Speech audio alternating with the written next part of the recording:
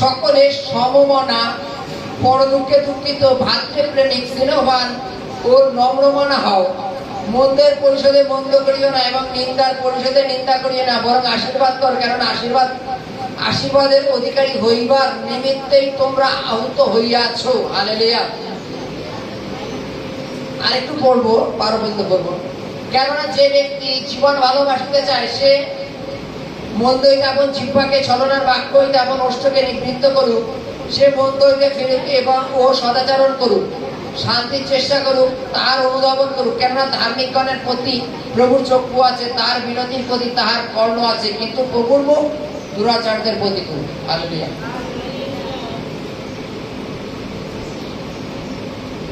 আমরা প্রভুর সামনে হাঁটু গেড়ে প্রার্থনা করি কখন জানো? যখন বিপদে পড়ি, যখন সমস্যা করি, জানো তো নাকি? তার আগে পড়ি না, পড়ি আমরা। যদি প্রত্যেক ব্যক্তি মনে করো খুশালি জীবন যাপন যাচ্ছে খুব সুন্দর ভাবে, সকালবেলা ঘুমের থেকে ওঠার আগে কাজের মাটি এসে সব ধীরে ধীরে রেডি করে দিচ্ছে, টিফিন বানায় সামনে দিচ্ছে, খাওয়া দাওয়া করলাম, বাবা গাড়ি তেল ভরে দিলে, গাড়ি নিয়ে বেরিয়ে গেলাম, পিকনিক ঘুরে টুরে এসে আবার রাত্রে মোবাইল টোবাইল দেখে রাত 12টা 1টা পর্যন্ত ঘুমায় করলাম, ভালো জীবন যাপন যাচ্ছে। সে কি প্রার্থনা করবে? করবে সে? প্রার্থনা কখন করবে সে? যখন তার জীবনে সমস্যা হবে। হালেলুয়া। আমাদের প্রত্যেকের পরিবার থেকে ঈশ্বর আমাদের কোন পরিবারের থেকে একজন, কোন পরিবারের থেকে দুজন এইভাবে বেছে নিয়েছে, বাকি পরিবার সকলকে বেছে নেয়নি। কেন জানো? তাহলে তৃতীয় কথাগুলো আসবে কোথার থেকে? সবার মুখের থেকে যদি মিষ্টি কথা আসে, তাহলে তৃতীয় আসবে কোথার থেকে? তৃতীয় আসার জন্য পরিবারে তোমার বিরোধ লোক থাকবে, যেন তুমি তার জন্য প্রার্থনা করতে পারো। হালেলুয়া। যখন তোমার প্রতি বিরোধ আসবে, তখন তুমি হাঁটু গেড়ে প্রার্থনা করবে যে ঈশ্বর যদি পারো মন পরিবর্তন করো। হালেলুয়া।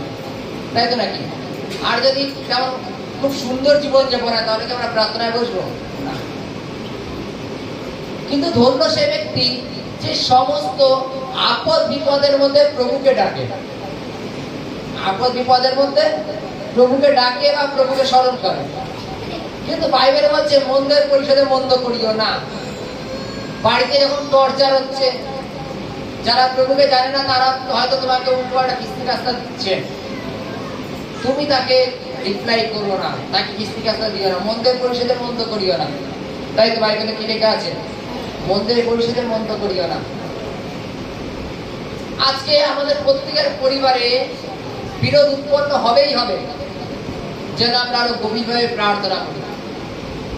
আমাদের প্রার্থনা যেন কম না হয়, তার জন্য প্রত্যেকটা পরিবারে একটা করে তিতো রেখে দিয়েছেন ঈশ্বর, মানে যার মুখে একটু তিতো ভাষা বেরোয়, যাতে আমরা প্রার্থনা করতে পারি। হালেলুয়া। বাইবেলে কি বলছে? যে ঈশ্বর ধার্মিকের প্রার্থনা শোনেন, কিন্তু ঈশ্বর দুরাচারদের প্রতিকূল।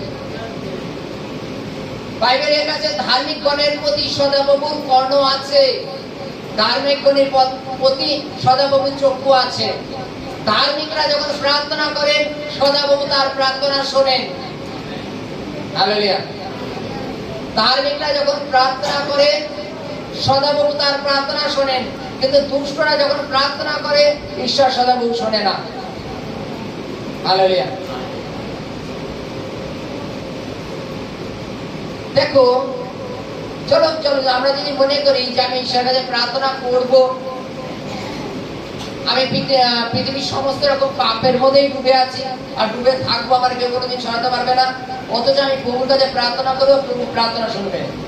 ঠিক আছে, প্রার্থনা শুনবে না, ঠিক আছে, একটা বড় দেখে দান দিয়ে দেবো প্রভুর কাছে, তাও শুনবে না প্রভু, আরেকটু বড় দান দিয়ে দেবো, হবে না? চলো, প্রভুর যারা দাস আছে তাদের দিয়ে প্রার্থনা করাই নেবো, শুনবে না মানে? হালেলুয়া। শুনবে তো নাকি? বাইবেলের কাছে ধার্মিকগণের প্রতি সদাপ্রভুর চক্ষু আছে, ধার্মিকগণের প্রতি সদাপ্রভুর চক্ষু আছে। আচ্ছা, মানে আমি কোর্টে গেছো কেউ কোনোদিন? কোর্ট যেখানে বিচার হয়, ওখানে দেখবে একটা ছবি দেওয়ার থাকে, পুতুল বানানো থাকে, একজন অন্ধ মহিলা আছে, তার হাতে একটা দাড়িপাল্লা আছে, দাড়িপাল্লার একদিকে বেশি একদিকে কম থাকে তো। সমান সমান থাকে নাকি উঁচু নিচে থাকে? উঁচু নিচে থাকার কারণ কি? সমান থাকার নিয়ম তো যে মানে বিচার ন্যায্য, দুজনেরই সমান হোক, তাই তো নাকি? একটা উঁচু নিচে হওয়ার কারণ কি জানো? একটা টাকার বান্ডিল করে, একটাই পরে না। একটাই অসত্তার ভাগ পুরো যায়, ওর জন্য একটা নিচে হয়ে যায়, এটাও হয় না, জানো তো নাকি? কিন্তু আমাদের ঈশ্বরের কাছে যে দাঁড়িপাল্লা আছে, তিনি ন্যায্য বিচার করেন। তার কাছে মুখবেক্ষা নেই যে কে আমার দাদু, মাসি, মামা, তার জন্য আগে চিঠি রাখবে, এটা হয় না। মনে করো উদাহরণস্বরূপ মনে করো বিচারে, মনে করো যিশু খ্রিস্ট যখন বিচার করছে, গেটের সামনে হয়তো দীপনকে বসায় রাখা হলো, যে দীপন যারা এক এক করে আসছে তুমি তাদের ভেতরে ভেতরে পাঠাবো। এবার ওকে বলা যখন হয়েছে, ও করছে নিজের পরিবারের লোকগুলো আগে বলে পাঠাচ্ছে, আর প্রভুর একটুখানি ইশারা করছে, প্রভু একটু তো আমার পরিবারের লোক, এতে ছাড় দিও। বাইবেল লেখা আছে তোমার যেই হোক না কেন কোনো ছাড় নেই। পাঁচটার প্রচারকদের ঈশ্বর ছাড়েন না, তাদের জন্য একই বিচার, যে কেউ পাপ করবে সে দণ্ড পাবে।